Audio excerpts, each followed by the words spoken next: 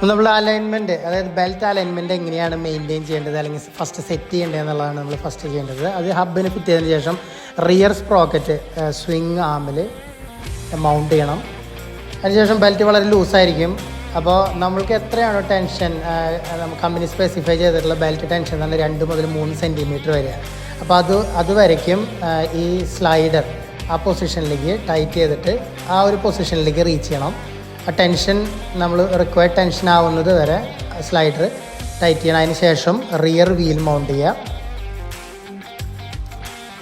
Rear wheel mount ചെയ്തതിന് ശേഷം axle shaft insert ചെയ്തിട്ട് നമ്മൾ ടൈറ്റ് ചെയ്യണതിന് മുമ്പായിട്ട് ലെഫ്റ്റ് സൈഡിലത്തെ കൂടിയിട്ട് നമുക്ക് അലൈൻമെൻറ്റ് സെറ്റ് ചെയ്യേണ്ടതാണ്. അതിന് വേണ്ടിയിട്ട് ഒരു സ്കെയിൽ ഉപയോഗിച്ചിട്ട് റൈറ്റിൽ എത്രയാണോ നമ്മൾ കൗണ്ട് ചെയ്തിട്ടുള്ളത് സെറ്റ് ചെയ്തിട്ടുള്ളത് ആ സെയിം ലെങ്ത്ത് ഇപ്പോൾ ഇതിൽ നോക്കുകയാണെങ്കിൽ ഏകദേശം 2.5 സെൻറ്റിമീറ്ററിനും മേലെയാണ്. അത് കറക്റ്റ് MM നമുക്ക് ലെഫ്റ്റ് സൈഡിലും സെറ്റ് ചെയ്യാവുന്നതാണ്. ആ സെയിം സ്ലൈഡറിൽ ലെഫ്റ്റ് സൈഡിലുള്ള സ്ലൈഡറിലും ആ അഡ്ജസ്റ്റിങ് നട്ട് ടൈറ്റ് ചെയ്തിട്ടോ ലൂസ് ചെയ്തിട്ടോ ആ സെയിം പൊസിഷനിലേക്ക് എത്തിക്കണം. അതിന് ശേഷം ആക്സിൽ നട്ട് ബോൾട്ട് ടൈറ്റ് ചെയ്തതിന് ശേഷം നോക്കുക ടെൻഷൻ. ആ ടെൻഷൻ എന്ന് പറയുന്നത് 2 മുതൽ 3 സെൻറ്റിമീറ്റർ വരെയാണ് അത് മെയിൻറ്റെയിൻ ചെയ്യേണ്ടത്.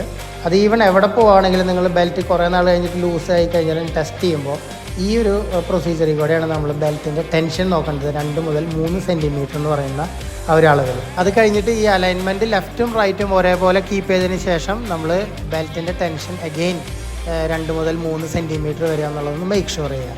അത് മാത്രമാണ് വേണ്ടത്. ഇതാണ് ഇതിൻ്റെ പ്രൊസീജിയർ.